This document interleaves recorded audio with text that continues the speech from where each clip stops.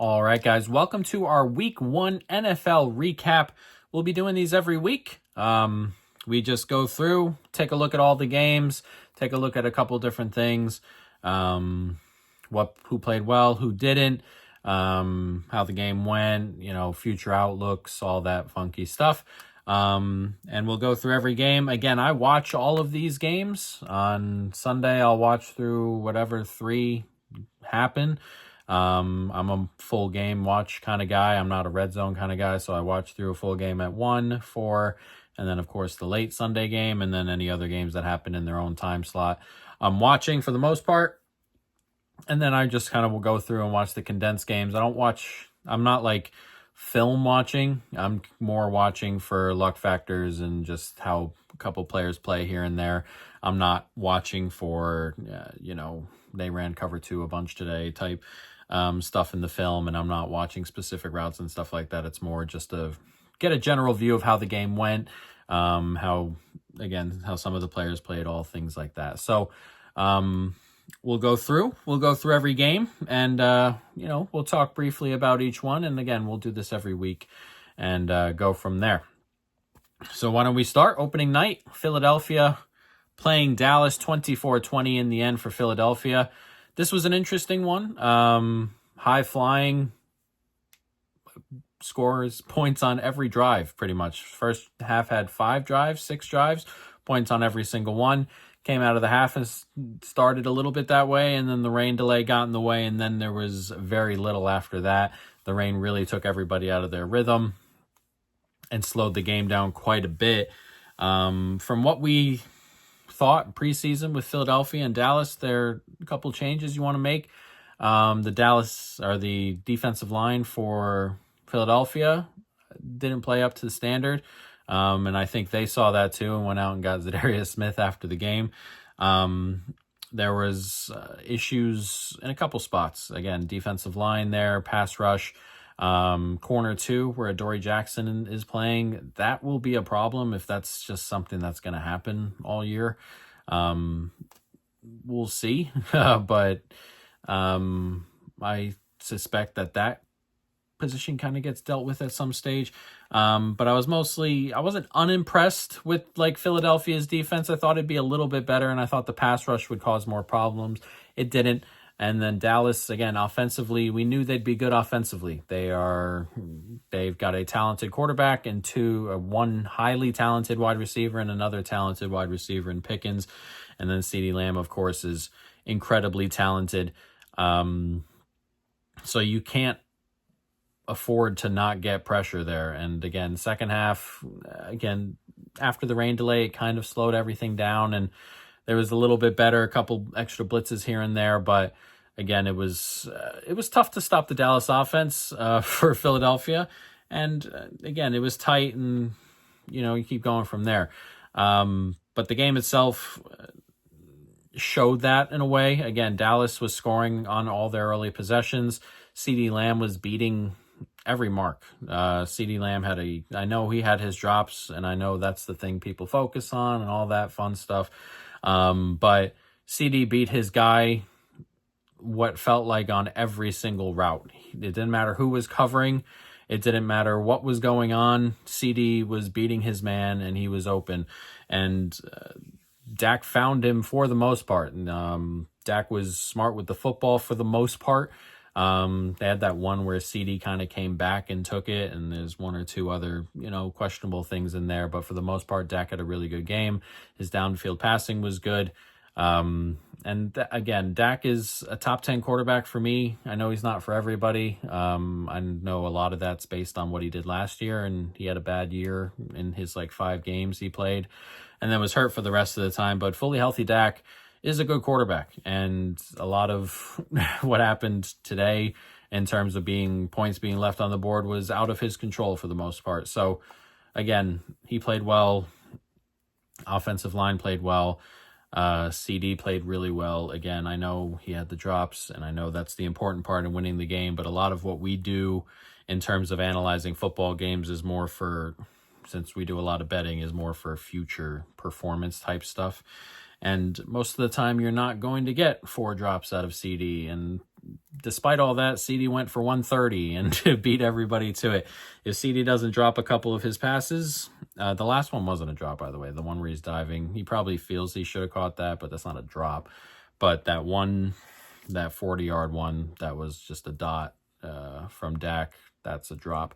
And he had one earlier on the drive as well. But again, that doesn't stop the fact that he played well for the most part. Obviously, he had the drops, and that's what you remember because they probably, cost a chance at the game. But he was very, very good. Again, route running was excellent. Beating of corners was excellent. Just a couple drops in there, and that's what happens. But overall, really, really good. And again, Dak really, really good. The offense really, really good. Defensively, obviously, they were missing Micah Parsons. Couldn't quite get the pass rush, and it's a difficult offensive line to get pass rush on, but they were stopping the run a little bit better inside, and I know, you're missing Micah Parsons and stuff, but Kenny Clark is a pretty big upgrade over Mozzie Smith in there, and you saw it with some of, the pretty straightforward runs or the runs you knew were coming with Philadelphia. You saw just struggle a little bit there, and that is a variety of things. I think there's an issue or two perhaps on the Philadelphia offensive line, but again, they stopped the run inside pretty well and held Saquon underneath, which is under 60, got to 62, 60 on the dot. They did a good job holding on to Saquon, but everything else was a bit of an issue. When you don't get pressure and you leave Jalen Hurts back there, I think he had the most time to throw all weekend. Don't quote me on that, but I'm pretty confident that was what happened. Most time to throw all weekend. With this secondary, you're going to get picked apart, and that's Jalen Hurts is good enough to do all that.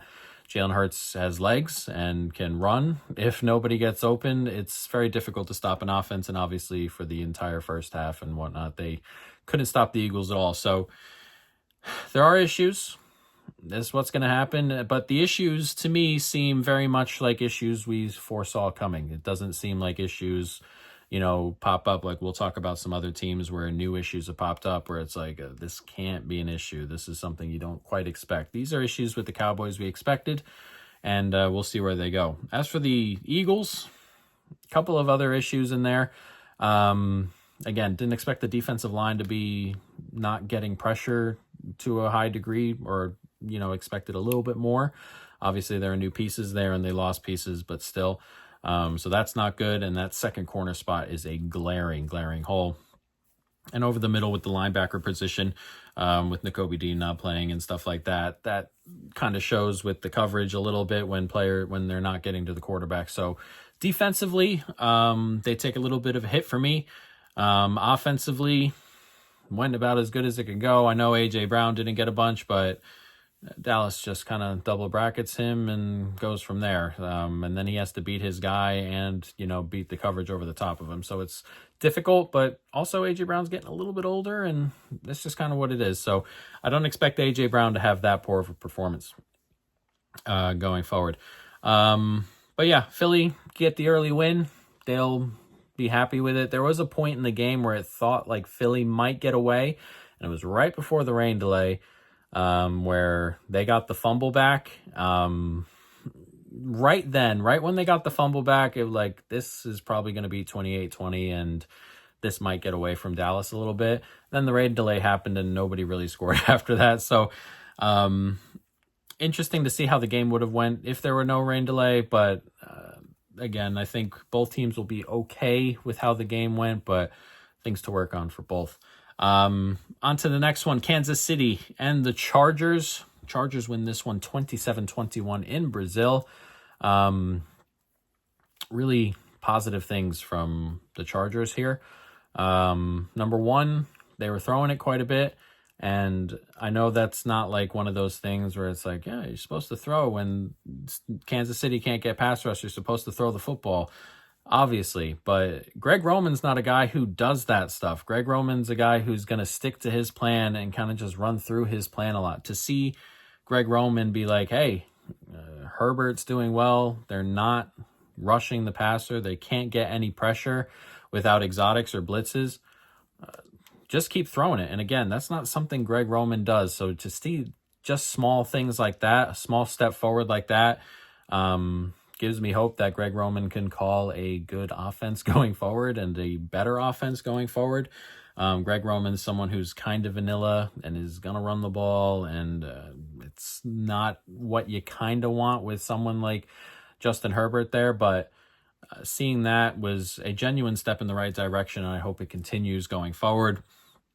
Herbert was incredible today, just kind of picking apart a lot of it, and I know a lot of it was open stuff, but there are a lot of teams, quarterbacks who had a lot of open things and just missed, and Herbert didn't miss much of anything. Herbert was pretty on the money all night, and that's what you expect. Used his legs very well. He is athletic, doesn't show it as much, but he is an athlete.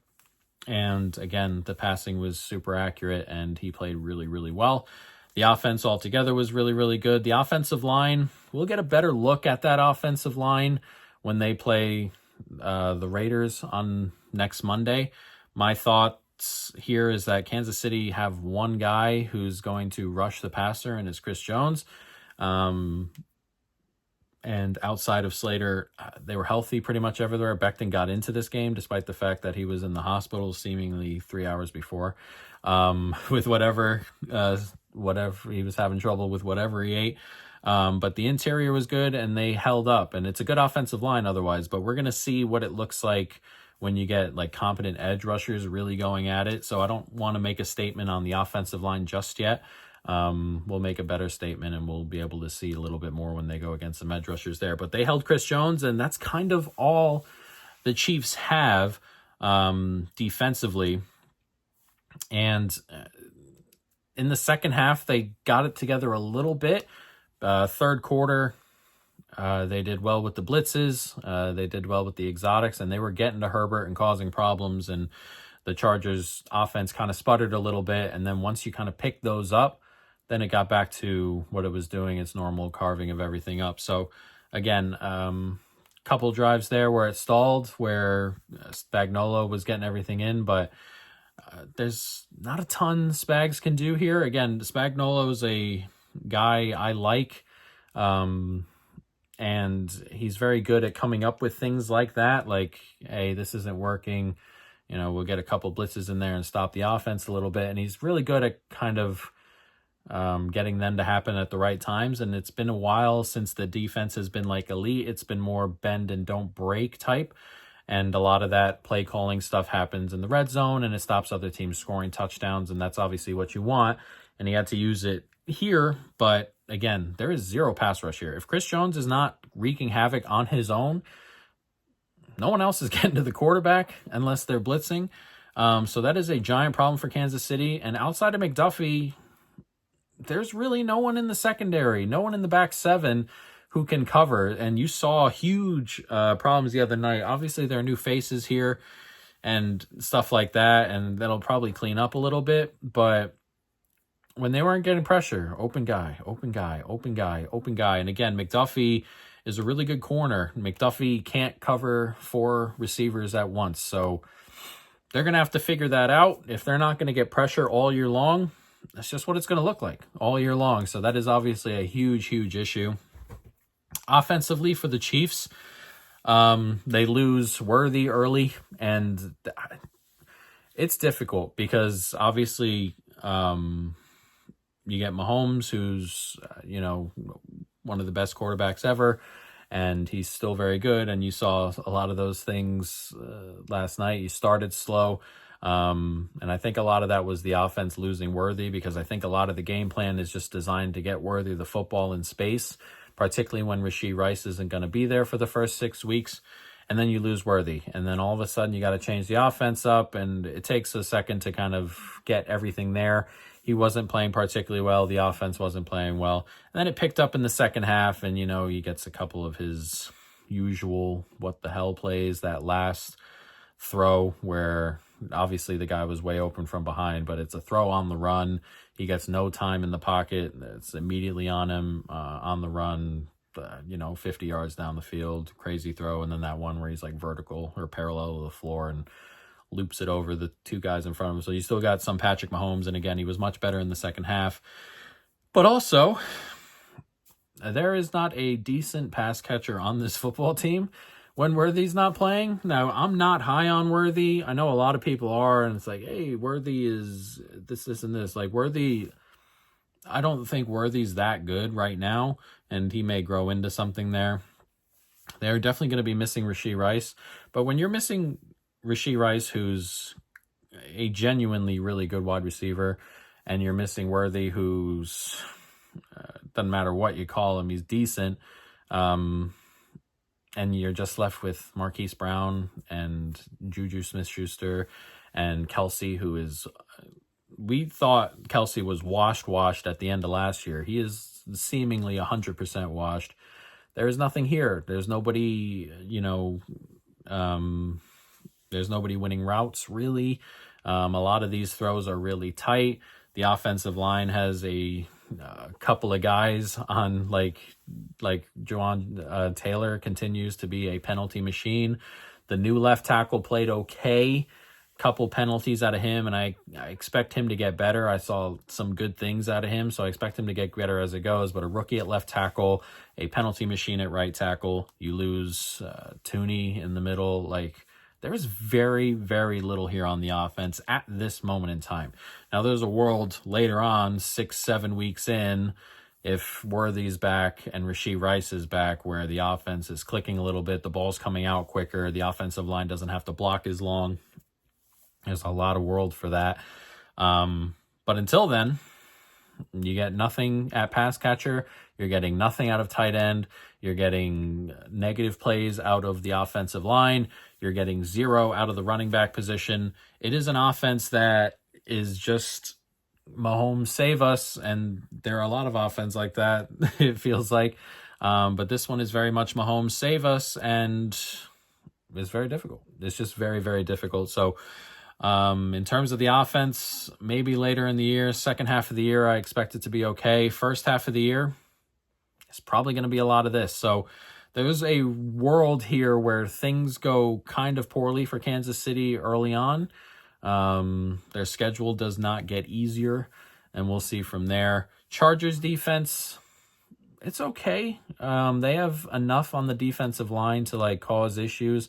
We'll see. Again, I would like to see them against a really good running team and kind of see what that defense really steps up and becomes. I don't think, last year, I thought this defense was a little bit of a paper tiger, and I'm still kind of there with them, where I think a lot of these teams with good offenses, whether it's, like a Buffalo or Baltimore, and I know every defense is like that, but I still think these good offenses are going to really have a go at this defense, and the teams who aren't that good on offense are going to have days like the Chiefs tonight. So we'll see where that goes.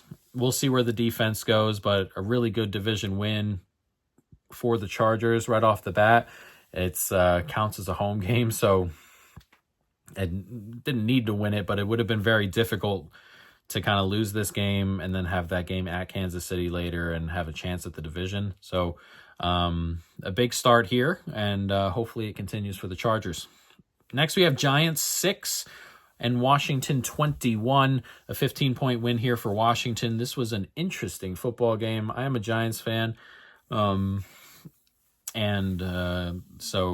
if any of my bias comes out, I'm pretty good at the non-bias thing. I know that's a biased thing to say, but I'm pretty good at the non-bias thing, so we'll see where we go. But I don't expect too much bias here, but if you do hear any, it's because I'm a Giants fan, but I don't think we'll get any here.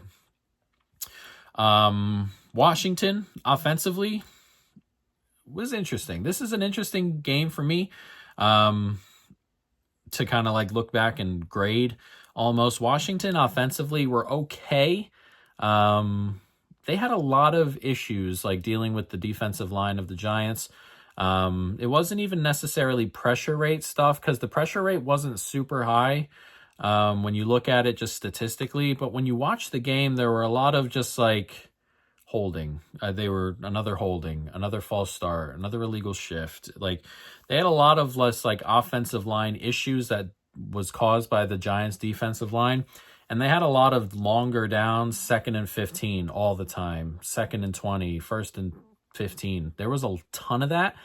But But then those plays were excellent. Like as soon as they were just covered, like we said this about the Giants preseason in our preview, if you can block the defensive line, which they did, again, decently well, you're going to get time and you're going to get space to throw on the back seven. And that's exactly what happened. The Giants were really poor in these second and third and long situations. They've been that way for like 3 years, 4 years, 5 years. It's been a long time. But once they figured out how to deal with the defensive line, the offense moved the ball pretty comfortably.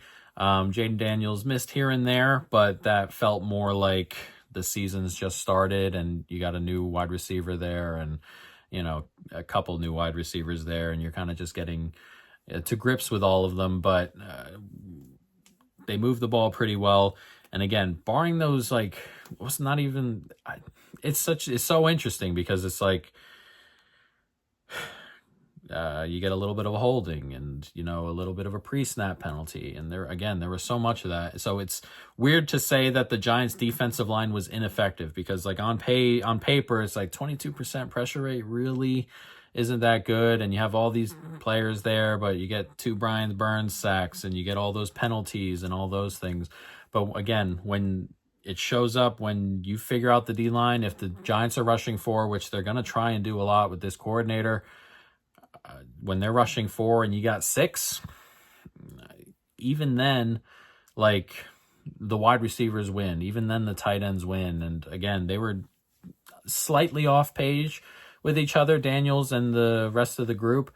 Again, you have new stuff there with Debo and, the slot guys new and just a couple inches away from the stat line looking a lot better for Washington. So I have no issue with the offense. The offense seems like it's going to be just fine. Defensively, it's tough because I grade the back end of Washington not super great. The secondary I don't think is that good. I like Luvu. Defensive line's okay. But this Giants offensive line is genuinely really bad.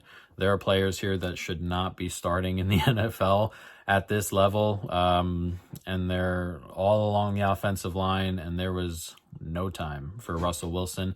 And the biggest problem with Russell Wilson is, 1, he needs time to look downfield, and 2, when you watch Russell Wilson in particular, when he feels pressure, he does this thing where he just looks down at it, and there's nowhere else to go. Once he looks down at the pressure, and Russell Wilson does that a ton. So with this offensive line, that's going to be an issue. I don't expect the quarterback change for a bit, but again, the offensive line is going to have to be a ton better. Wan'Dale Robinson was solid because he was winning his route short. And when you win your route short, you're going to get the football because they're in the backfield very, very quickly. And that, you get the frustration with Neighbors and stuff. Neighbors is kind of diva-ish, but he's going to get his targets. He got 9 of them. He's such a good receiver. Goes up and wins balls. He can win in space. He can win any way you want. He's an incredible wide receiver, but there's not a lot of time for his routes to develop, and that's going to, cause frustration. There's going to be frustration here, and I expect there to be frustration as we go forward. The schedule is incredibly difficult, and it does not get easier as they go to Dallas next week. So we'll see with the Giants. Washington, I think, will be just fine. Again, this doesn't look like on the board like a crazy dominant win, but it was mostly comfortable for Washington. One note I will make about the Giants, too, the red zone play calling stuff, truly horrible, and that's something they're going to have to fix. Green Bay and Detroit. On to the next one. Green Bay 27, Detroit 13. This score is a little bit flattering to Detroit. So it was a bit of an ass-kicking here. Green Bay played really well. The offense looks good. And Jordan Love played well. A lot of good throws. They ran the ball well. Detroit's defense looks like a unit that is missing key players, and they are. The defensive line was getting very little pressure, and there was long times of this game where Zach Tom wasn't playing and stuff like that, and they were getting no pressure, and that is a huge problem for a team who's missing linebackers, whose secondary at the moment is not great. So there are problems defensively and injury related. Again, this is what happened to them at the end of last year. They go into the playoffs. They're very, very good on offense, and defensively they are pulling corners off the street to come play playoff games in the back end, and there are injuries everywhere, and it doesn't matter how good the offense is. The defense sucks, and the offense has to be perfect. Felt a little bit like that today, and again, they're missing guys, McNeil, Rodriguez, and stuff, so who aren't going to be back for a bit, so they're going to have to figure that out.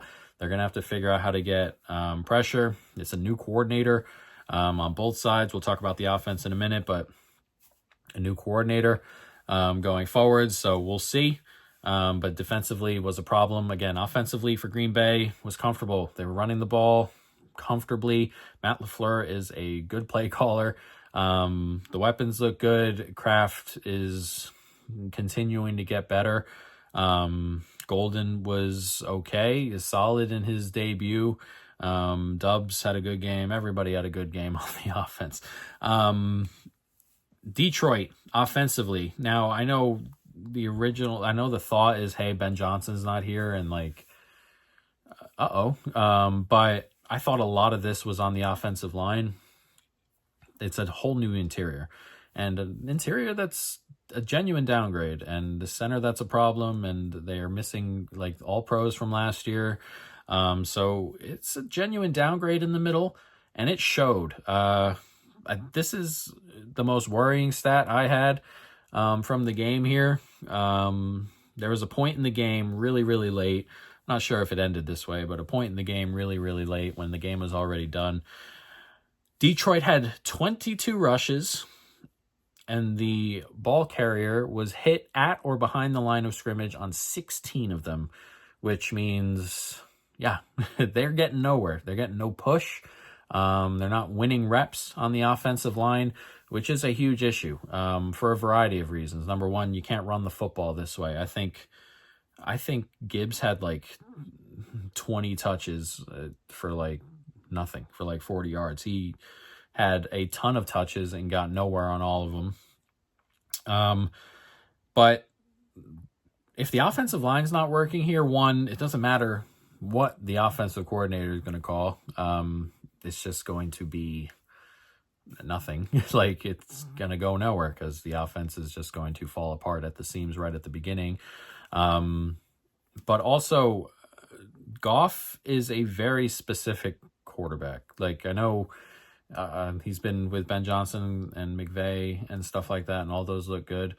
But he needs a lot of things to, like, be good around him for him to be a good quarterback. And that's not like a shot at him. There are, like, every quarterback in the league, barring like 8, are this way. Like, they need things to be good. Like, we'll talk about them later, but like, you know, Purdy, Mayfield, like all these players need the rest of the team to be somewhat good to be successful. That's most quarterbacks. But Goff also has a variety of things like he struggles with. Goff struggles with pressure. Goff struggles with movement. Like, Goff's not super mobile. And all those things come to fruition when the interior of the offensive line is pushing you out. You play a team that has good defensive tackles. What are you going to do? Like, they're just going to push through the middle, and they're going to win their reps. They're going to push through the middle and force Goff into rolling out all game and forcing Goff to throw on the run. Like, that's not a Goff. That's a negative for a lot of quarterbacks, but it's a negative for Goff. It's a negative for the play caller. It's a negative for everything. So the interior is going to need to get better. It's going to be a pretty long year behind for Goff, for the offense just in general. And this schedule does not get better. They play Chicago at home. They're at Baltimore on Monday night the week after. There's a ton of stuff in there. They play Green Bay again. They'll play Green Bay. They'll play I forgot. I'm losing my mind here. They play the Vikings twice. The schedule is going to continue to be tough. The first half, Tampa Bay is in there. Tampa Bay will be healthy when they play, most likely. Like, the schedule gets tough, and they're going to have to figure it out. As for the Green Bay defense, we like it. It's well schemed. They're big. We talked about it preseason. The biggest thing they're missing is pass rush, and they bring in Micah Parsons, who's going to probably take a little bit to kind of get fully playing every down, and he was playing sporadically today. But even today, he played Penei Sewell, and he was getting pressures. Like, what was it, like 22% or something? Like, he had a crazy good day against Penei Sewell, who is a genuinely fantastic tackle. This one here, when Micah Parsons was off the field, Goff's time to throw was 3.36 seconds. When Parsons was on the field, it was 2.8. A whole half-second difference is per play. I mean, a whole half-second difference is gigantic. Like, he was a genuine problem, got his sack at the end, but a genuine problem all game long. So Green Bay should feel good. Detroit, they're going to have things to work on. They're going to have a lot to work on. But at the moment, the biggest issues for me aren't even necessarily in the play callers. It's in the two lines. So we'll see where they go. Baltimore 40, Buffalo 41. This was a hell of a football game. Just the best football game we've all seen probably in a really long time. And yeah, Buffalo come out on top. I was, how do I put this? Offensively, well, we'll talk about the game first. Baltimore obviously gave this game away late.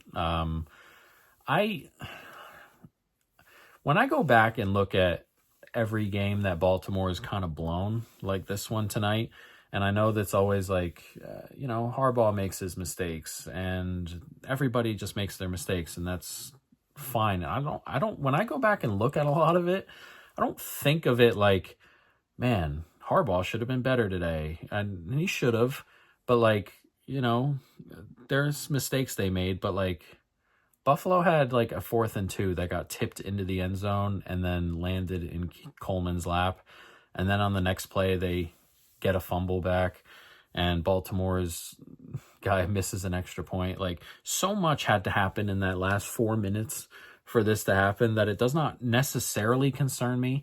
And when I go back and look at the other Ravens stuff, there are issues, but I can't tell you how many times you go back and look at these Ravens games where they give it away and it's just dudes fumbling the football. Like, that happens so often when you go back and check out these Baltimore giveaways. So I'm not going to like panic. I know that's, hey, they've been doing this for like 3 years. I'm not going to panic necessarily. Like, you get those stats every once in a while. It's like Harbaugh has 12 blown double-digit leads as a coach, and the next closest is whatever, and it's just Harbaugh's been coaching for like 20 fucking years, and he's got like 10 million more games coached. And obviously they do drop these, but again, when I look back at them, a lot of them are just like, man, stop fumbling the fucking football. That's what I feel like. But again, that happened tonight, and again, they made mistakes. The timeout late was used improperly. You get the fumble. This whole thing of not giving Lamar the football when they're trying to get a first down to kill the game is weird to me. Lamar not getting an RPO there makes no sense on that last series. That end around to Flowers is crazy to me. Like, they like overthink, but like Lamar and Henry have not been stopped all day. Like, how are you just not running options here? Like, just run the option. That's it. That's all you got to do. You got a run pass option. You got Flowers on a slant, and you got Henry, and you got Lamar who can keep it. Like, that's all you got to do. And you're probably just going to get first down when you have 4 chances at that. So those are the things that are annoying, and those are the things they have to fix. But also, Henry has lost 4 fumbles ever, and he lost one. Like, he's got to hold on to the football and like stuff like that. And you got to make your extra points, and they got a new kicker and a rookie kicker, and like, again, there are those things. That being said, down to down, I thought Baltimore offensively were really fantastic. And we'll talk about Buffalo. But I thought Baltimore were the better football team here. I know nobody really wants to hear that for people, but like, again, we're like looking at just future predicting, like just in terms of just like going forward with everything. And I know a lot of people, the results have to matter and all that fun stuff, and they do, but the results don't necessarily matter to me in terms of, you know, where I grade teams and stuff like that. It's more about performance. And again, they gave that game away, but a ton of crazy things had to happen for them to be giving this football game away from the way they were playing for 3 quarters. And again, it's not like I think, oh, Baltimore are just so much better than Buffalo, or Buffalo can't win these football games and stuff like that. These are probably the 2 best teams in the league. They're certainly the 2 best teams in the AFC, and they'll probably meet again and go through this all again. But again, I thought Baltimore down to down here were the better team. I thought Baltimore down to down were really fantastic. Yards per play through the roof. They couldn't deal with Jackson. There are some issues here with this Ravens offense. The 2 guards are not very good. So they're going to have to deal with that. But Zay Flowers played really, really well. Obviously, Henry was fantastic. It went for $175 or 177 or something like that, and had the fumble. But again, he was fantastic. He's so tough to stop. It's unbelievable that at this age he's still running the way he's running. It's genuinely crazy. He's like 6'3", 240. Everybody's, running backs peak between 22 and 27, and he's fucking 31 and just the best back in the league still. Genuinely crazy. And I thought Lamar was really, really good today. Down to down, EPA per play was through the roof. Everything he did was through the roof. So I thought the Baltimore offense is going to be good. Buffalo defensively, we talk about this every year with Buffalo. When they get into these big games, man, it's just not it defensively. And I know McDermott is like the guy, he's a defensive head coach and stuff, but he gets out-schemed and out-coached defensively every time they have a big game. And I don't know when that's going to change. I don't love a lot of the stuff here roster-wise already. They had Bosa, and, you're trying to get pressure, and getting pressure today doesn't really mean much with Lamar. But, like, the scheme stuff is just not there for me, which is why I think in a lot of these big games, these scores end up being this way, or they kind of just get pushed away. It was like last year, they played the Chiefs in the championship game, and the Chiefs had like a success rate, like their bet, like Mahomes' best success rate, or top 3 success rate in like his whole career. Like that stuff happens all the time. They won the turnover battle like 5-0 and lost that football game, and gave up 29 points. Like that's how successful down to down teams are against them. Elite football teams are against them. And that's going to have to change at some stage. And again, there's talent here. Benford's a good corner. Bosa's a good rusher. I like the D-line. Rousseau played all right. Like, there's talent there. It's just these games, they get ripped apart. Offensively, was solid for the most part. Again, they put up 25 before that kind of garbage time-y. I don't want to say garbage time. The game was still there, but like, they were very, very much chasing a 14-point deficit with 25 points with like 5 minutes to go. So just on their regular down-to-down stuff, it was pretty good. Not Baltimore-esque, but pretty solid, and it's going to win you 99% of games playing that well. Josh Allen in the fourth quarter was unbelievable. He threw for like, what did he throw for? Like 250 and a couple of touchdowns, and he was excellent. That throw he made late to kind of get them into field goal range over the corner and in between the safety on the boundary there was just an unbelievable throw. And his development arc in general doesn't make any sense, but he's just unbelievable. He has his moments still where it's kind of like, ooh, kind of like hero ball-ish. But again, he didn't have that many today, and he played really, really well.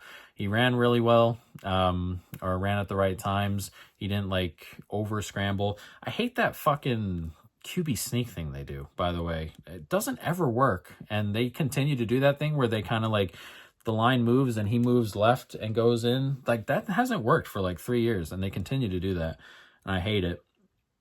But when teams are in cover 6 and you're giving, like, the Ravens were in cover 6 like the entire fourth quarter, and when you're in cover 6 and you're dropping everybody and you're not getting to Josh Allen, which the Ravens have some good interior stuff, the edge rushers aren't great.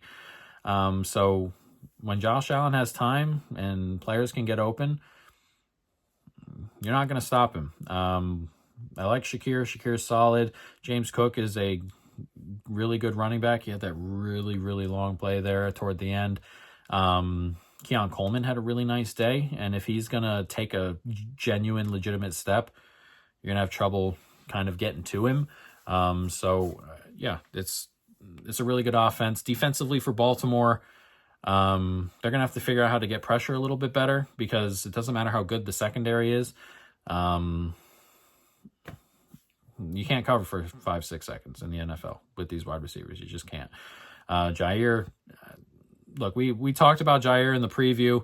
Jair is a fine addition. Jair is not like 3 years ago Jair. So he's another one who's not going to like come in and change it if you're not getting pressure. Roquan Smith and the linebackers, like the other linebackers aren't very good. Roquan Smith hasn't played particularly fantastically for a little bit now, and he's going to need to step up, and like if they're going to not get pressure, he's going to have to do quite a bit more, and he hasn't been spectacular. He wasn't very good today. But yeah, a lot of their late stuff was scheme and a bit of luck and being on the field quite a bit toward the end of the game. So I don't think this defense is like top 1, but I don't think it's probably as bad as giving out 41 in this game. This is just one of those games similar to the Jets game where things are just going right for the offenses today, and we're giving up quite a bit. So a really fun football game. I don't change my opinion on any of these two football teams really that much after the game today. It was just a really fun football game with two really good quarterbacks and two really good offenses, and that's what we got. Okay, Jacksonville and Carolina. Jacksonville win this one 26-10. A lot of new stuff here for Jacksonville, mainly the coach and the offensive scheme. Scheme did really well for Etienne. He ran for like 143, had a really good day, and running backs in this scheme do well. Bucky Irving last year had a really good year in this scheme, so I expect Etienne, if he continues to play well, to kind of move in there. Tank Bigsby is gone, so this feels like Etienne's room now. Obviously they have Allen and Tootin and stuff, and we go from there, but Etienne I think has a good year. Travis Hunter got a lot of work early.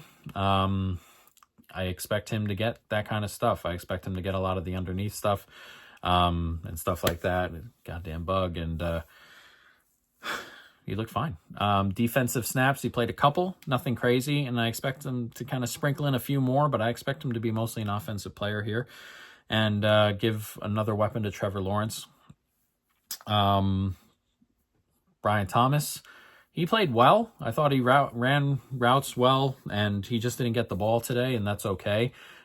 He played fine. He had the touchdown on the end around. He's a very, very good player still. So there's weapons on the offense.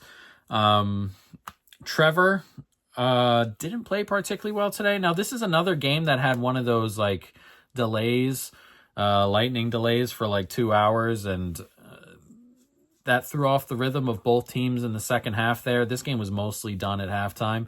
But it did throw him off a little bit, and Trevor was not very good after the break. And, it's his first game in a really long time, and you get like this 2-hour break in the middle of it. That's fine. We saw it in the Philadelphia game where both offenses were, just stalled altogether after the break. So give him a little bit of a break there. His early stuff, though, wasn't that good either. That first throw of the game wasn't good.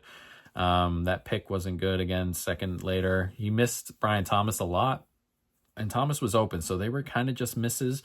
You hope he cleans that up, and hopefully it's just rust. If it's not rust, we got to talk about it a little bit. There are some issues there, but we'll see. Defensively for Carolina, we talked about this unit. This is probably the worst defense in the league. They got no pressure. They weren't really covering receivers very well. A lot of Jacksonville not scoring felt self-inflicted on just misses and stuff like that. So it's a worry. Jacksonville put up 26 here and could have had another couple scoring drives if Trevor's hitting Brian Thomas on some of these explosives. So it is a gigantic worry for Carolina in that sense. Carolina's biggest issue in terms of what if if Carolina were going to be good this year, they were going to have to score points. And today they didn't score very many. 10, not a good enough. We've talked about Bryce Young. We talked about him in the preview. I needed to see more. I thought last year a lot of the good performances he had were against bad defense or against defenses that were kind of just, on vacation as the season kind of came to an end. And today he didn't play well. Nobody played well on Carolina, really. The only person who had good tape was Tet McMillan, and he had good tape. That's a bona fide one, it looks like, out of Tet McMillan. Big guy, solid, can move, and someone I really like, and that's someone I expect positively going forward. But Bryce, it just wasn't there today, and again, if they're not going to score points, they're not going to win football games. The only way they're going to win football games is scoring, 25-ish points. You're going to have to get to that range to win football games with this defense. It's an issue, obviously. But again, if Bryce Young's just not going to be that guy, which is very much still on the table. I know everybody was excited, but we urge caution because of this, and we have to see a little bit more, and he has probably half the year to get it going, I would think, before they're fully pulling the plug here. But he has to play better, has to be more accurate. Hubbard's okay. Hubbard's solid. The offensive line is okay. Nothing spectacular. And that was always my issue coming in. Again, we needed to see more out of Bryce, but everything around Bryce isn't that good. Again, the defense is bad. Offensive line's okay. Wide receiver room, they get rid of Thielen for whatever reason. I didn't like the trade. If you're trying to evaluate Bryce still, the Thielen trade doesn't make sense. If you're kind of just whatever, we're getting good return-ish, that's fine. But it's an issue for Bryce. Leggett, we'll see. Coker's not playing, so there's not a lot around Bryce Young, and Bryce Young didn't play well, and this is just kind of what it's going to be like, I think, for a lot of the year going forward. So things to work on for everybody. Trevor, if Trevor plays well, if Trevor's hitting those explosives a little bit, Jacksonville's offense will be very difficult to stop. So they have things to look forward to, and they get a win right off the bat. Tampa Bay, Atlanta, the other two more in Carolina's division in the South. This was an interesting football game to watch. Bucs, they're missing Wirfs, which is obviously huge, and they shuffled the O-line a little bit. Center moved out to tackle, guard moved into center. They shuffled a lot, and it showed. The offensive line wasn't very good today. Atlanta were getting in behind on rushes. It's labored, I guess, would be the way the offense moved today. And they ended up with 23, I know, and talent kind of pushed through in the end. The touchdown to win the game, and the touchdown before is just two great throws, and Igbuka is just ready. He's ready to go from day one, and just two great throws. Other than that, again, there wasn't much out of this offensive performance here. So the Bucs are going to have some issues while everybody gets healthy. Beginning of November, you get Godwin.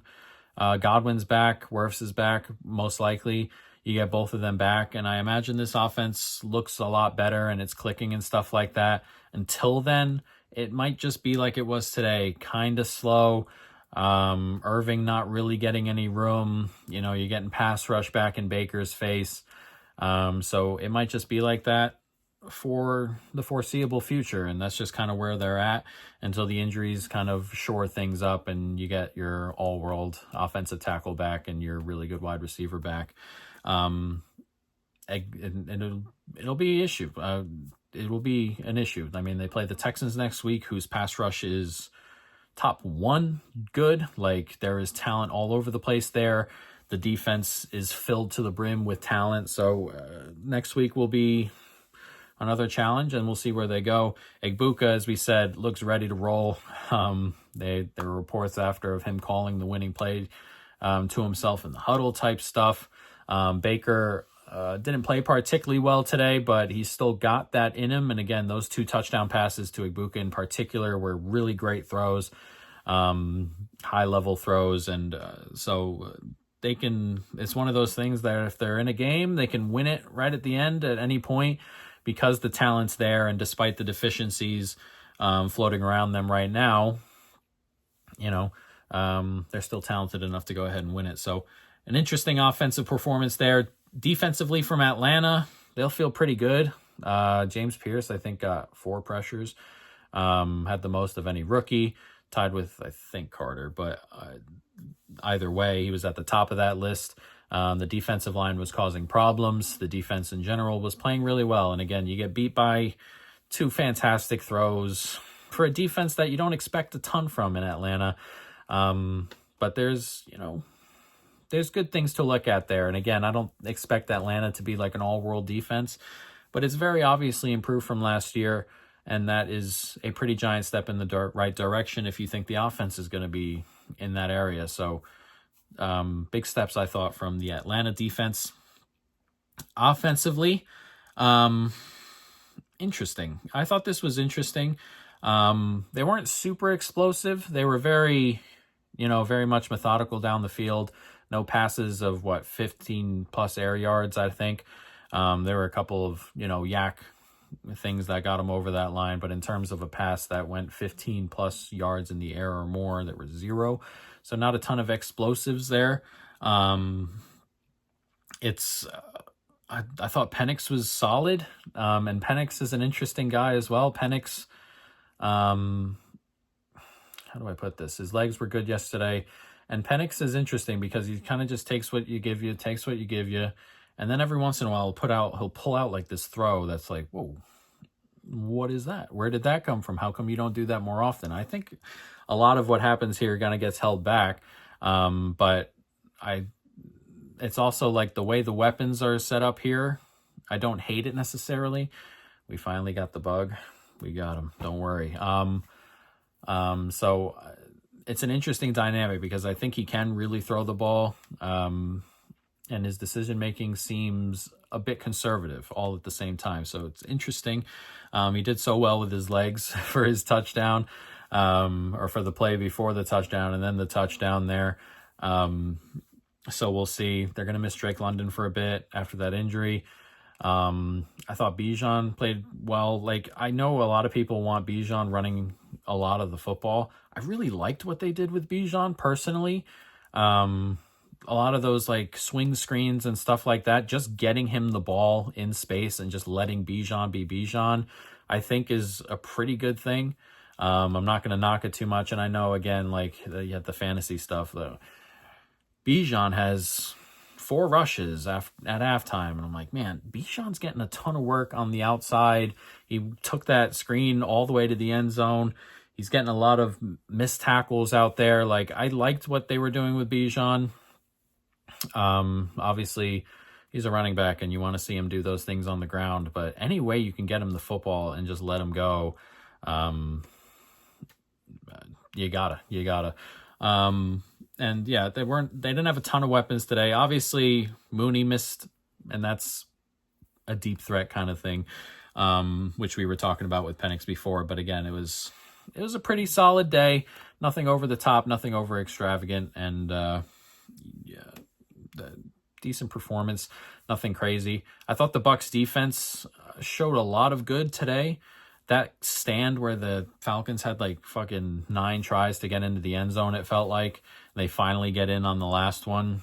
I thought stuff like that shows that the defense can be really good going forward, and there's a world where I think the defense is really good going forward. If this defense is going to be really good going forward, when everybody comes back, it's going to be a bit of an issue there for everybody else. Because if this is a good defense and the offense is already really good, hopefully, obviously they have a new coordinator and we talked about some other stuff, but if the coordinator's fine and everybody's healthy and the defense is good, watch out type of team. But a big win on the road for Tampa Bay in division, probably against the team that's going to push you the most on the road day one when you're not healthy is a good win. This is an interesting one. Cincinnati and Cleveland. Bengals win this one 17-16. I have no idea how Cincinnati won this football game, and I watched it back twice. The second half I watched twice. Still can't believe it. First half was fine. Bengals moved down the field early. The scripted drive was really good. Everything after that wasn't that good. The offensive line is a problem, a genuine problem. There's a spot in there where the Browns get 3 sacks in a row. It's going to be an issue. Burrow was pressured on 43% of his dropbacks. That's a gigantic number, and that cannot happen. This is a difficult matchup for the Bengals in general. The secondary is good enough to deal with these guys, and the defensive line is good enough to cause pressure, which if you can have 2 of those things, you are going to give the Bengals problems. And despite the fact the Browns are not that good, theoretically, the Browns continue to cause problems for the Bengals. Offensively, it makes it difficult for Burrow to get set. It makes it difficult for the running back, Chase Brown, to be effective on the ground. He had like 2 yards to carry today, something like that. So that is going to be an issue. And again, the second half was really bad. 7 net yards in the second half is crazy horrible. And they ended up winning the game on a variety of weird things happening to them. But the offense, again, bad matchup. Defense, we'll talk about in a sec. But yeah, offense, a problem. Cleveland on defense, this is going to be a solid defense as long as they stay healthy and they're not tanking and trading guys. Like, the defensive line can cause problems. Myles Garrett is still very much Myles Garrett. They're pretty good in the secondary with Newsome, Ward. Like, there's talent on this back end here, and they caused a lot of problems today. There aren't too many teams that hold Cincinnati to 17 very often. And that's how it goes. So really impressed with the Cleveland defense. Cincinnati offense is going to just be like this when you face teams like this. It's just how it's going to go. Everyone else is probably just going to get torched. If you don't have good corners, you're getting torched. If you don't have a defensive line to deal with this offensive line, you're getting torched. There's very specific parameters for Cincinnati scoring 17 points. They don't exist too much in the NFL, but there are teams out there, and Cleveland's one of them. As for Cleveland on offense and Cincinnati on defense, we'll talk about Cincinnati here first. I thought the defensive line looked good. They were getting pressure. Shamar Stewart had a good game. Now, Shamar Stewart was someone in our preview I thought was more of a developmental guy. But if he's going to start off like this and just continue to build on that, they're going to have genuine pass rushers there, and they're going to cause problems. And I thought the defensive line played well. Everywhere else, kind of an issue. That's just how it's going to be. It's a bad back 7 for sure. And in terms of front 4, a step there is a step in the right direction. Still doesn't make the defense that good, but if you can end a drive or 2 with an extra sack, that's a big step in the right direction. So hopefully Shamar Stewart continues to play well. Trey Hendrickson continues to be himself, and they kind of just go forward from there. As for Cleveland, they moved the ball fine, I thought. And then particularly in the second half, everything that could go wrong did go wrong for Cleveland. They missed 4 points worth of kicking, really close kicking, 1 extra point and 1 really short field goal. They have 2 picks, the second one late in the game, which deflected off a wide receiver's hands and up into The Cincinnati corners, they had a drop by Judy that would have brought them into field goal range on 4th down. Like, everything that could have possibly gone wrong in the second half did go wrong, but in between the 20s, they were moving the football well, and Joe Flacco can still do those things, and he may not be mobile, but he can kind of step and get that throw off, and there's some talent at wide receiver. Jerry Jeudy's solid. Cedric Tillman continues to come along. He scored a touchdown today. Our preview included a bet on him scoring 4 touchdowns for the season. He gets one already, but he looks like he's stepped in the right direction. Drew Sampson with a solid debut. He looks like RB1 over there. So there are things to like here in Cleveland. The problem with Cleveland is that the schedule is really tough, and Cleveland have, they're probably just not going to win too many games. That was something we mentioned as well. This team's probably going to be competitive and just not win too many football games. And they should have won today. They'll feel really bad about not winning today. Just a lot of weird mistakes, just simple stuff that you got to be solid in the NFL when you're doing that stuff. You got to be making your short kicks. You got to be not dropping the football. You got to be just solid in those areas, and you win the football game. And it's tough for Cleveland. I know they were the better team today, but you got to get over the line somehow, and they don't. Next, this one we are not going to talk about for too long, but we are going to talk about it. Indianapolis 33, Miami 8. This was horrid. We're going to talk about Indy first, and then we'll go into our little Miami rant. This is going to be mean to Indy, but I don't think a lot of their success came via them being good. It felt more like Miami being bad. Like the defense wasn't getting any pressure, like a bottom 5 pressure rate. A lot of the receivers were open for Miami. And again, no real pressure rate there. That's a problem. Offensively, Daniel Jones, stats scream out really nicely, and he didn't have to make a difficult throw all game. It was a lot of open dudes. Miami were not getting any pressure. Jonathan Taylor's still very good, and it's tough, obviously, that you win 33-8, and I'm like, wow, you didn't look that good, and that's not what I'm necessarily saying. I want to see, like, they're going to play Denver next week, and I think we'll get a better view of what Indianapolis are when they play Denver. Again, the offensive line played well.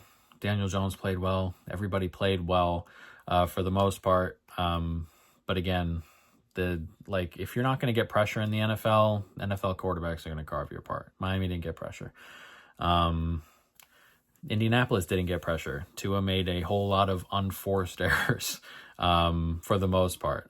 So we'll see with Indianapolis. Again, I want another view here. This is one game, and I know it's one game for everybody. But one game where the conditions for Indianapolis were really, really good, and that just doesn't happen very often. So a nice win. You're hopeful that they keep on pushing, and you're hopeful that they continue to play well. But I need to see it against a team that's got a pulse, and we're going to talk about Miami, who don't seem to have a pulse. What the hell was that? Again, we talked about it. This is in our preview, we talked about it. This is like the worst secondary in the league by margin. And this is like the worst secondary of the last 5-10 years. Like, it's really, really horrible. And they got bottom 5 pressure rate. Yeah. Like, every pass Daniel Jones made went to an open dude. And not only a regular open dude, like a nobody within 5 yards open dude. If you're going to have the worst secondary in the league, and you are not going to get any pressure, you're going to give up 33 pretty comfortably every single week. So that, again, this is one game, and I don't know what's up here, but the vibes are already pretty bad, and a lot of today did not make it look much better. Offensively, the offensive line was okay, and Tua was still kind of just making mistakes. Both his interceptions were really bad. The first one sailed. The second one, he just didn't see the guy, I guess. The fumble was bad. He was getting pressured and trying to move off it, and he knew guys were coming, and he's still holding the ball out here. And then you get the fumble, problem. He was actively horrible. I know we can talk about Tyreek. I actually don't want to talk too much about Tyreek. I thought a lot of what's happening with Tyreek is coverage based versus offensive line based. Again, I didn't think the Colts got a ton of pressure, but they're a quick pass offense. And if teams are going to double cover on screens versus Tyreek, which they are, by the way, it's not imaginary that they're not doing that, but they're like bringing extra guys to Tyreek's side every time. So he's not going to get screens. And then the rest of his stuff is more down the field, and 4 or 5 seconds this offensive line can't really hold. So Tyreek, in terms of getting Tyreek involved, kind of stuck right now. So they'll see going forward there. But again, everything was just so bad here. I've never seen anything so ridiculous. It was very much one-sided, and very good job for the Colts for taking advantage. It should be mentioned for the Colts, by the way, that a lot of teams don't take advantage of that stuff. And it's very good to just methodically kill that off as soon as you can. And Indianapolis had this game pretty much wrapped at halftime, and very, very good to them. But Miami, vibes are not good here. The things the coaches are saying and the things the players are saying, and none of that's good. And that feels like a situation that is this close to blowing up. So we'll see where that goes. Las Vegas and New England. This is an interesting one. Las Vegas win this one 20-13. We bet some Las Vegas here. I think Las Vegas are just as good, if not better than New England. A lot of the New England hype felt premature. We mentioned that in our preview, and there are things to work on. And that's what we saw, we said. And I know it's like, hey, man, we got Drake May, and like Drake May didn't play particularly well last year, but he showed flashes, and you're hoping that he sticks that together. But it was also just flashes. And for him to go through one off season into his second year and be like, hey, connect all those together, it's a bit of a ridiculous expectation. The talent around him I don't really like. The wide receiver room is and like Boutte played well, and you know we've talked about Booty for a while, but like there's talent there, and all he needs is like a good head on his shoulders for a little bit, and that showed off today. He played well. Diggs was bad. The tape doesn't look good, and he's coming off a genuine injury, and he was 50-50, it felt like, a month ago to play in this game, and I don't know if he's necessarily ready. If that's what he's going to be, and he's ready, that's a huge problem. Defense was not great. Defense had a lot of blown coverages. Defense wasn't really getting pressure, and there were a lot of, I don't want to call them explosives, but like, 15, 20 yards down the field, comfy, open guys all day long. So that is going to be an issue. And again, I don't like a lot of the things they did in the offseason. They have an interesting game at Miami next week. That'll be a very interesting one. But like, there's still a lot of work to be done here in New England. Again, defensively, not a ton of pressure. And defensively, just obviously they were missing Christian Gonzalez today, but Gonzalez isn't going to come in and fix the whole secondary. So we'll see. We'll see with New England. Again, the offense, didn't love it.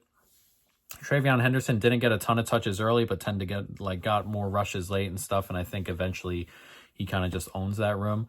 But early on, it was very much a mix, and they weren't running the ball particularly well.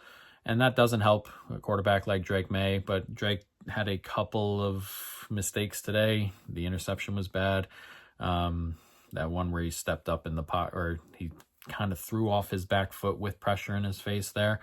Again, there's a lot of work to be done. I just think the hype was a little bit early. And I don't if they lose next week to Miami, then I think they're going to have the year they should have had this year. The stuff around Miami was everyone was like, oh, this is a team that's going to make the playoffs. And, oh, this is a team that's ready to take the step. And Drake May's ready to take the step. It's a new coach and a ton of new players and a sophomore quarterback that has things to work on. And that should have led to like a year that's like, just let's try and grow some.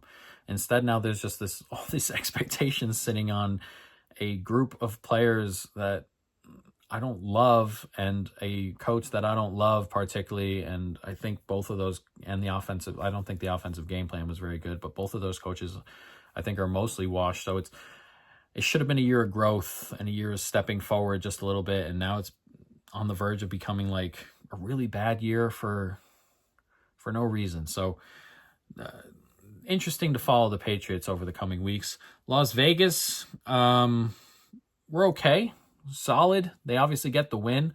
There's a little bit of like over the top thoughts on Geno floating around and stuff like that. Geno was okay today, but like Geno had a lot of time to find pretty open receivers. Geno, like they scored 20 points today, and the first one was on a corner slip. And then everything else, he scored 13 points the rest of the game. There were a lot of bad decisions in there. Some not so good sacks. Like, I think there's this like push to like make it look like Geno's like a top 15, 10 guy. And I just don't see it. Again, the first half went scripted drive that ended in a TD with a guy falling over, and then a really bad pass that didn't get picked on the second drive, and then an eventual bad pass that got picked. 3 and out, 3 and out, 3 and out. There's things to work on here, and that's all right. But like, I don't think this is a team also with Las Vegas that should be getting higher expectations. There's a lot of, this feels like a transition type of team. And again, Genti, the offensive line's not great, and Genti didn't have like a great game. You know, I'm not gonna like, I don't want to go into Genti that deeply. Just pick apart his performance. It's a bit harsh and unnecessary. It's a good interior that New England have, and again, it's not an offensive line that's crazy good or anything like that. And you know, rush yards underneath expectation by a little bit. So what? Like, that's just what it's going to be. It's all right. So we'll see going forward there. But like, again, the offense we'll see against teams that have better defensive lines, and we'll see against teams where they have to score points, because this defense, again, I don't think is going to be good, but the defensive line is solid. You got good edge rushers, and they're going to test. I think this team's going to test the Chargers next week at home on Monday night. I think that's going to be a genuine close football game. So we'll see again. But again, from the reaction to the Raiders game, I just wanted to like lower down just a little bit. I don't think this Pats team is going to be very good. We played some under 6.5, some under 7.5 total wins. So early on, there's growing pains to be there. And I think, you know, you go on the road across the country and get a win. It's hard to downplay that, but like, again, it's solid. I didn't think anything was spectacular today, but a step in the right direction for the Raiders. Of course, I don't want to make it seem like this team's awful or anything like that, but a step in the right direction. And I just wanted to calm down some of the stuff floating around there. Next, Arizona, New Orleans. Arizona win this game 20-13. This was kind of an interesting one. I came out, we'll talk about Arizona first. Kyler is fine-ish. Like, I don't think Kyler's ever going to be the guy, and that's okay. And he can lead through this positive transition, hopefully.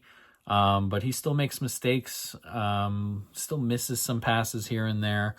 But he was okay, but he was running quite a bit today. The offensive line wasn't as good as I was expecting it to be. And again, that's kind of okay. It's one game. It should be noted. And you're on the road in a pretty raucous environment in the Dome. But, you know, it wasn't spectacular on offense. You got a couple passes out to Marvin Harrison. McBride is still very good. Trey Benson has some pop. I like him. I think eventually he takes this room. So we'll see there offensively. Defensively for the Saints, I was pretty impressed. They were getting pressure pretty comfortably. Granderson played really, really well today. They're okay in the secondary, okay at the second level. So this defense could be solid-ish, like just around the average part, which is way ahead of what every expectation was. But if they play like that every week, they're going to be in that area. So I thought they played really well defensively today. Offensively, there are some pieces there. Again, I really like the wide receiver room, like Olave, who they just intently seem to try and get killed all the time. Is crazy to me. Shaheed, I like. Kamara is still okay, solid. And he's a weapon out of the backfield. Rattler is probably just not going to be that guy. And again, that's fine. And you're hopeful that you can make a throw here and there. But he's just probably not going to be that guy. And again, it's okay. It's weird. He's probably just the worst starter in the league. And again, that's just where they are with the quarterback room. But he can do enough to win some games here. I'm pretty confident in that. And again, I thought the run game was good. Offensive line played well. And I thought a lot of the stuff around Rattler played okay. Like if you popped who? I don't know who. Like if you put Baker Mayfield on this team, who's like a borderline top 10 quarterback, I think this is a really good football team. I don't know about really, really good, but like certainly above average by a bit. And like there's solid pieces all around, and I thought they played pretty well. And again, there are things I like. The run game was good. It was, going forward, it was good. The wide receivers we like. The defense, I thought, particularly on the defensive line, played well. So there are pieces here, and we'll see. We'll see on Kellen Moore still. I still don't love the system itself, but I like the players in it for the most part. So we'll see going forward there. Again, I thought it was pretty good, and I thought the Saints should be kind of happy with everything. Really unlucky to not tie the game there. Juwan Johnson got up. He had a good game, got up, held on to it, and just the guy's helmet just clocked into his arm there as he was coming down. Anywhere else that helmet hits, and he probably catches that, and they're most likely going for 2 to win the football game. Unlucky, unfortunate, played all right, and they should feel pretty good. Defensively for the Cardinals, again, this is a new look kind of team. Whole new defensive line, which I thought was okay, but nothing spectacular. Secondary was all right. Will Johnson looks like a football player. We talked about it in the preview where this is a guy who's probably more talented than his spot in the draft. Number 1 and number 2, a really good fit. And it looks like right off the bat that's going to be something that's solid, and he'll go through his growing pains, I would imagine. But a good debut. Had that pick that got called back, but he looks like he's going to be a good player. And we'll see with Arizona. They have Carolina at home next, and if they're going to be a good football team, you got to win that and win that comfortably. So again, I was pretty impressed with the Saints today. Arizona did enough to win the football game. There are some positive things on both sides here, and both teams should probably feel okay after that. Pittsburgh and the Jets, 34-32 Pittsburgh. This was a wild one, back and forth all day long. Is interesting football game. There are a lot of things to like. I really like the way the Steelers use DK Metcalf on offense. A lot of short, just get him the football and let him use his physical traits to get yak, which is something I really like. We were talking about it with Bijan. You just get your playmakers into space. Doesn't matter where on the field it is. You get them into space and just let them do their thing. And I thought the Steelers really used DK pretty well. They split up with Gainwell and Warren. I was surprised to see Gainwell getting snaps like that, which is probably a problem for Caleb Johnson. If you have him in fantasy and stuff, it may take him a while to kind of be a part of this room. But again, we talked about Warren not being the guy who can be like an every down kind of guy. And we thought Caleb might be the one who steps in there. Doesn't look like it's going to be him just yet. And Gainwell stepped in, and Gainwell is solid. He even made he caused the fumble on special teams late in that game. So we like that. We'll see if Calvin Austin can be the 2 here. I'm still kind of on edge about that. He feels more like a 3 kind of guy to me, but we'll see. He can make a play here and there. Rodgers was okay. I thought his performance was a bit overblown as well. A lot of open guys, and a lot of bad sacks. And like, it's going to be tough for him on the sacks because he's not mobile anymore. And it's tough to be like, man, that's a bad sack. But like, if pressure is going to be in there, which it is, because I don't think this is a good offensive line yet. And they can grow into one because there's a lot of younger players here, but I don't think it's a good offensive line yet. And they were getting back there. Rodgers doesn't have the mobility to, one, get out and throw it away, or two, get out. Like, it's either going to end in a sack or an intentional grounding for the most part. It feels like his pressure to sack ratio was really bad, one of the worst in the league over the weekend. That's going to be an issue along the season here. But again, a lot of short throws. A-dot was really, really it was like the third lowest in the league. And again, it's not like I'm having a problem with Aaron Rodgers here. But all you see everywhere is he threw for 4 TDs and 250, and like, he didn't have to do too much for those things. He had 3 or 4 turnover worthy plays. Like, there are things to fix, and you're going to play better teams than the Jets going forward. And offensively, you're going to have to deal with that. Defensively here for the Jets, thought they got pressure pretty well. They were certainly finishing those sacks off, as we talked about with Rodgers there. That's going to happen with those types of quarterbacks. But as a defense, you got to finish those, and they were. The rest wasn't that great. Like, the coverage wasn't fantastic. They had trouble with the scheming here, and that's just what it was. And it's one of those games, again, like, sometimes you just kind of get into these rhythms in these football games where things are just not going the defense's way and the offense are getting everything. That was one of these games. There were a lot of really tight throws from both sides that are like, that's not a good throw, but the defender missed it there, so it's a 25-yard completion. There were a lot of those today on both sides. So I expect both of these defense to kind of step forward a little bit going forward, but they defended the run pretty well. Like, the defensive line played well today. The rest, not so much. As for the Jets offense, again, another weird one. Fields was throwing the ball around today. Looked decent doing that. Even had one of them long ones that went for a TD was it a TD? That long one down the sideline early was a good throw. His legs are an issue, and I thought the offensive line played really well. Brees ran really well through it, but the offensive line, I don't want to say bullied, because I don't want to necessarily say it that way. But they opened up gaps really, really well today. They blocked really, really well today. And when you're running the football well and you have a running quarterback and you have decent receivers there, you're going to move the ball. And they moved the ball well today. And I'm not so sure how sustainable it is. Again, if like you get a really good defensive line in here with Pitt, but like, if it's just an off day for Pitt's defensive line, and you're playing better or good defensive lines later on down the line, and they're not having days like this, that's when the Jets are probably going to struggle.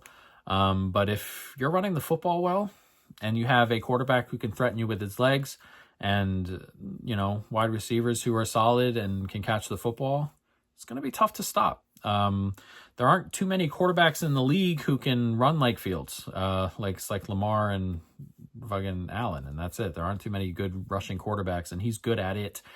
So we'll see. His decision making is still, a couple of spots in there where he had some bad throws and bad decisions. That last play of the game where he threw that over instead of taking it on the ground is like one of those decisions, just a bad decision.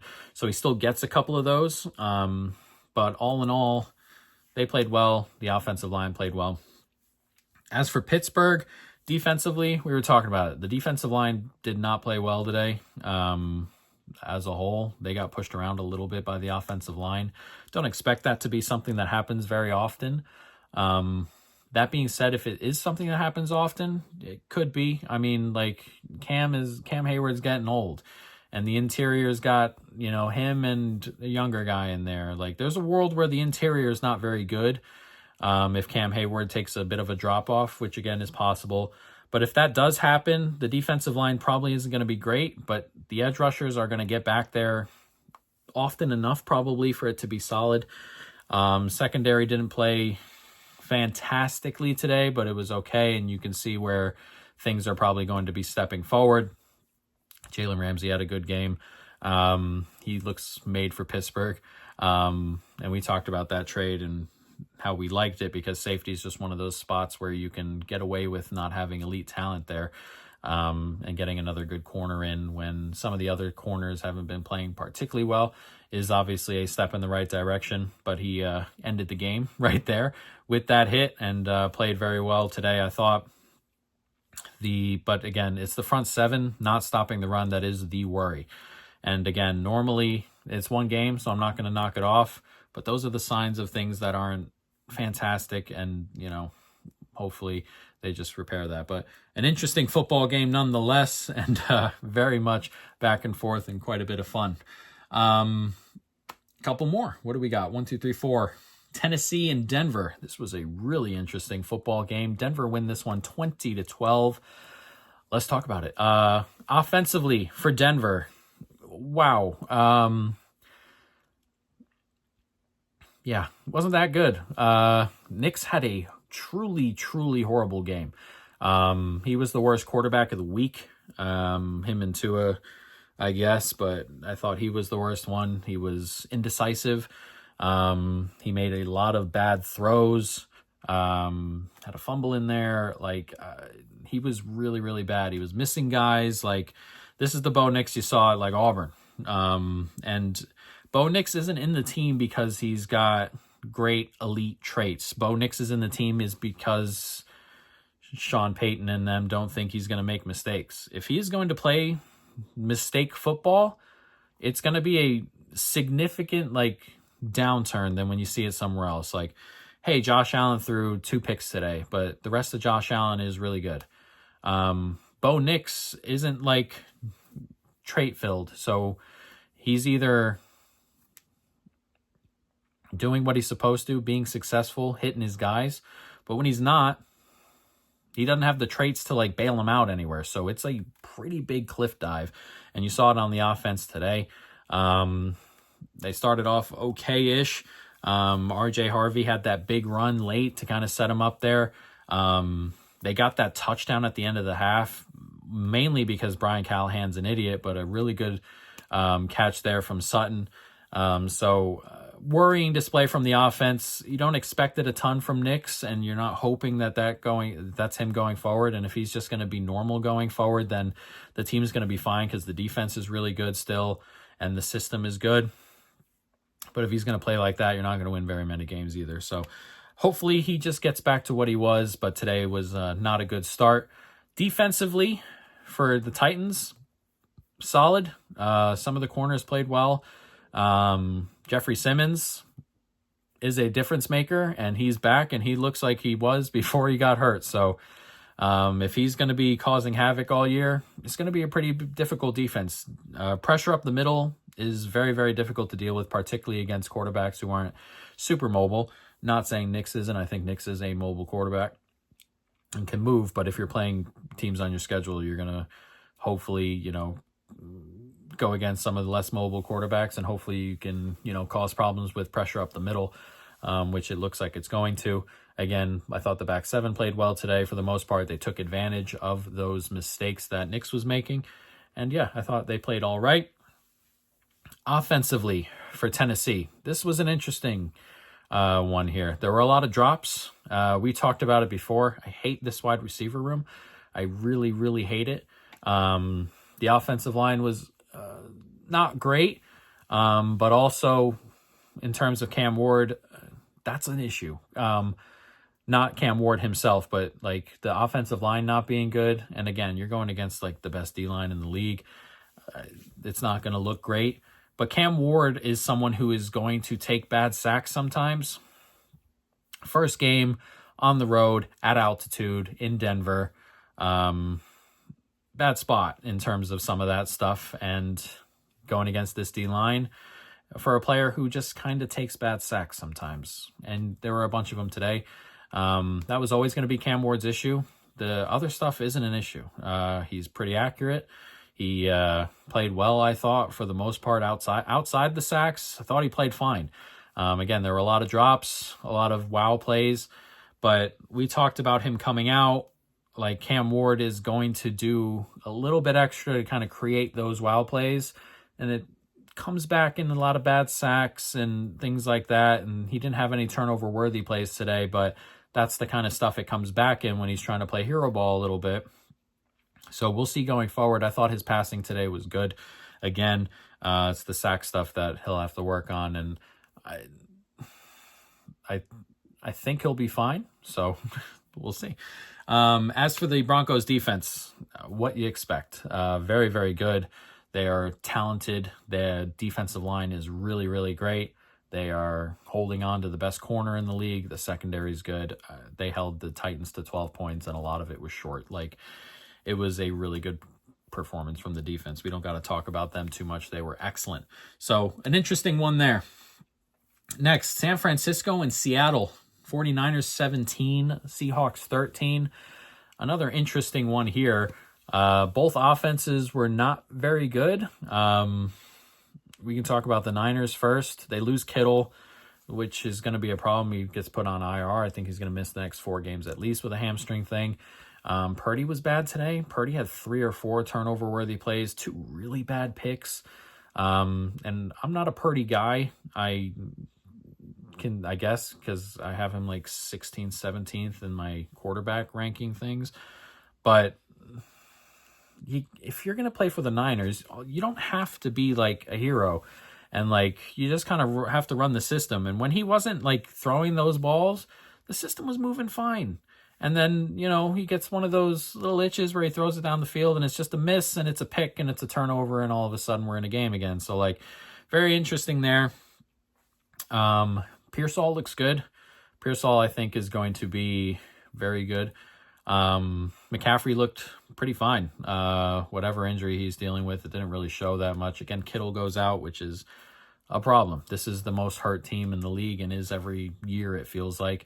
And we're already starting. And Purdy had an injury there. He might not play next week. We'll see about that. But, the injuries are starting to pile up here.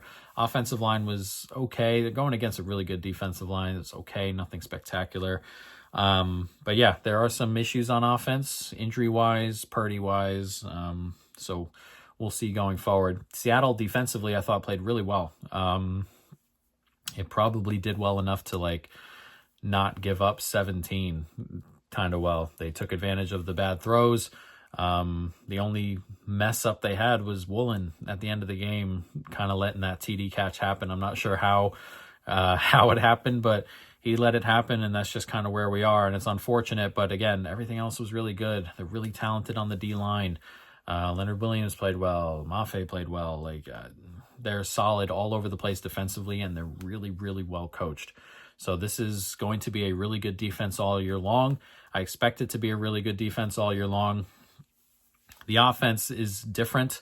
This is going to be an under team, I feel like. I don't expect this offense to be great.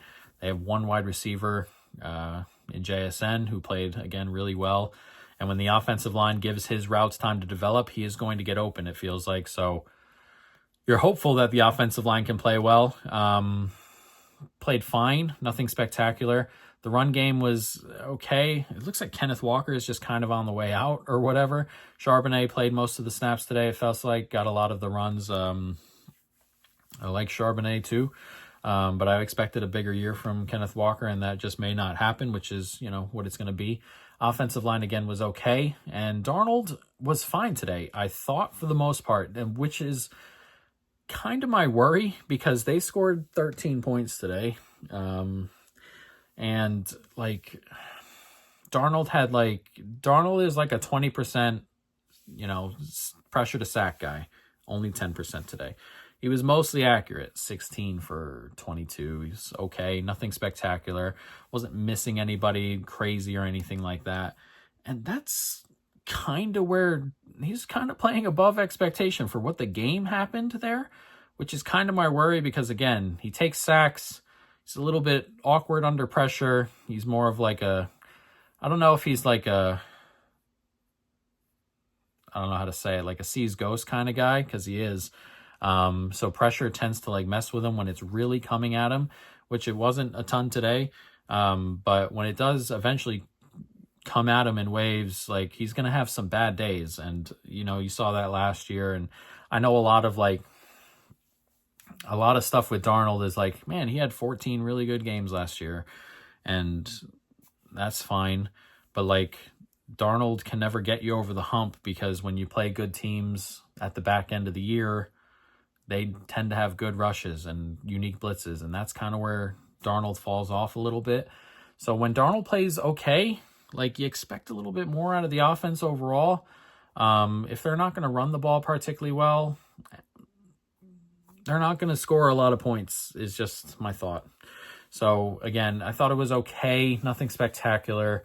Not even really okay. It wasn't that good, but they're going to need to run the ball better. Not sure they can. The offensive line's going to have to protect better. Not sure they can. So they're going to have to win a lot of games, like 17-13, like today. They were just on the wrong side of it, but they're going to have to win games this way. They should have gone for it on that fourth down, by the way. I know that was like a contentious thing. That's one of those spots where you go for it on fourth down. They didn't. San Fran drives down the field, scores the winner. They fumble it on the other end. Bit of pressure there. And again, we talk about it. I know it's not like, it wasn't like the offensive line was like horrible there and the defender got to Darnold and ripped the ball out, but like, you get pushed back into it, and Darnold swings his arm back and gets caught on the lineman he doesn't think's going to be there. And, things like that happen, and that's the stuff they're going to have to fix. So we'll see. Defensively for San Francisco, I thought they were okay. That when they're not getting pressure, it's a problem. And the rookie corner was out there and getting targeted quite a bit. That's going to be an issue until he gets his bearings in the NFL. But if they're not going to get pressure, and it's not a team I think can get a ton of pressure, if they're not going to get pressure, I worry about the defense a little bit, genuinely. So we'll see. Michael Williams didn't play well today. It's his first game in the NFL, so I'm not going to be like, wow, bust. But he's going to have to play well for them to get pressure. Otherwise, they're just going to double up Bosa on the other side, and you're not going to get pressure. So they're going to need to find a way to get pressure, or this defense is probably just not going to be that good. And, we'll see going forward from there. Two more. Houston and the Rams. Rams win this one 14-9. This is an interesting one. We're going to talk about the offense for the Rams first. Okay. Offensive line wasn't fantastic, but this is probably a top 2 defensive line in football. They get pressure like every snap, it feels like. They have genuine elite edge rushers on both sides. This is really tough. And for a static quarterback like Stafford, that's a problem. And normally, when you're dealing with teams like that, you go short, or, you have screens and little things like that. Tough to do on this defense when you have elite back 7 as well. So I expect this Houston team to be vying for that number 1 defensive spot all year long, and they showed it today. McVay kind of found a couple of adjustments here and there to find a couple of scoring drives. But for the most part, very defensively, Houston looked like they're going to be really, really good. And they're going to be going up against an offensive line that's kind of got a problem, or got a couple of problems next week in the Bucs, who are moving a lot of pieces and had a bit of trouble with the Falcons. So they may have a bit of a field day defensively next week. Again, offensively, they did enough to win the game. They won't be too pleased with it. And this is what's going to happen to the Rams offensively against teams that have elite rush. There aren't too many, but this is just what's going to happen. Puka continues to be very, very good. He's got those injury issues, and he was in and out of the tent a little bit today, so we'll see. But he ended with 130, sealed the game as well. He's just, very, very good. All right, now that we're back, just a second. So we'll get to the other side here. We'll talk about the Rams defense first, and then we'll talk about the Houston offense, then we'll jump into our final game. Rams off defense, got to talk about it that much. They have a pass rush still. The young guys look like they've continuing to settle in from last year, picking up where they left off. They played well, got pressure, which you need to do, again, against the Texans. Not getting pressure is going to let CJ kind of pick you apart. But they have the worst offensive line in football, so you got to be getting pressure here. They were finishing plays off, which is good. The secondary was holding up. Nico was very much uninvolved in the game, and they were stopping the run. They gave up 9 points. It's pretty good. Don't have to talk about them too much. Offensively for Houston, a lot of what plagued them last year. And we're going to talk about this until we're blue in the face with Houston. This is the worst offensive line in football. They run the ball too often on early downs. They were bottom 10 again with runs on early downs, which is a bad thing. The more you run early with a bad offensive line, the more often you are going to be in positions to 3rd and 9, 3rd and 8, with the defense pinning their ears up on the pass rush. So that's a bad formula. It was a formula they dealt with last year. It's a formula that kind of dealt with it today. That cannot be the case. And if it's going to be the case, they are going to have a really, really difficult year offensively. So there's not much to talk about here. The play calling has to change. Thought I got rid of it with Slowick. Not good. The start here. Need the pass rush, or you need the offensive line to play better, or, it's saved me Stroud on 3rd and 8 with a bad offensive line. And Stroud, we saw it last year. The first year, he dealt with it fine. Last year, step back.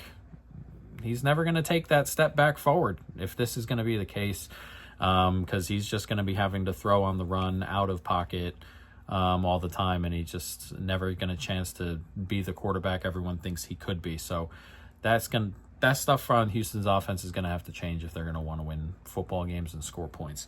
Last game. Minnesota and Chicago. Minnesota win this one 27-24. This was an interesting game to kind of just scroll through Twitter on and watch, just to see everybody's reactions to things. We'll talk about the defenses first.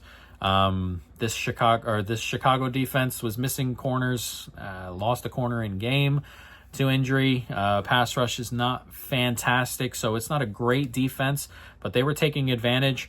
You obviously a pick six on a bad throw. And early on, again, they were stopping the run, which you're going to need to do. It kind of got lost a little bit as the play calling kind of evened out for O'Connell. But the defense should be okay with everybody healthy and solid enough. And if you can continue to stop the run and teams are going to throw from 3rd and 8 a lot like they did in the first half, defense is going to be fine. If you can't stop the run and, you have trouble on early downs like you did in the second half, you're going to get carved regardless of who's at quarterback for the other team. So it's an interesting dynamic. You're going to have to find a lot more of the first half stuff than you are in the second half stuff. As for the Vikings defense, this is going to be a good unit. It's well coached. They know how to pick players. They bring Hargrave in, who had a great day. The secondary can cover for the most part. It's solid. They're going to get pass rush. This is a good defense and should be a good defense all year long. Now the offenses is what we're all kind of thinking about. We'll start with the Bears. Caleb started really well. That first drive was really nice. Got out of pocket. Much better than he did last year. He's just not taking horrible sacks like he was last year, which is a step in the right direction. He even had that one where he got out of pocket, threw that one on the sideline. That looked really good. The first drive was excellent. Everything after that is back to the old Caleb outside of the sack stuff. So again, I thought he got out of quite a few sacks and did all right. But he's just inaccurate, man. And he has bad mechanics on some of his throws. It feels like the only time he's comfortable is playing, backyard football. That's the only time he feels comfortable. He doesn't feel comfortable in a system. He doesn't look like he feels comfortable, throwing quick routes and things like that. He's going to have to get there. He's just gonna, because it's the last year's Caleb. Ben Johnson's face was plastered on that all night long. And it's just going to have to be so much better for him if he's going to be the quarterback here in 2 years. Like, it's just going to have to be. Like, if he continues like this, it's going to be early benching next season probably, and for good, you would think. But again, it's just inaccurate, and he was just missing throws. That's it. Again, he made a step forward in terms of like getting out of sacks better. He wasn't taking bad sacks as much, which is a huge positive for him. But until he learns to throw the ball in pocket and be accurate in pocket, the offense is going to look like what it is. Outside of the scripted drive and the late garbage time touchdown, 3 points in the middle there. So you're going to need to be better. And there were open guys. It wasn't like the guys weren't open. He was missing throws. As for the rest of the team, offensive line, a lot of money put into that, but, again, a lot of new faces, so we'll give it a couple weeks, but didn't love what I saw there.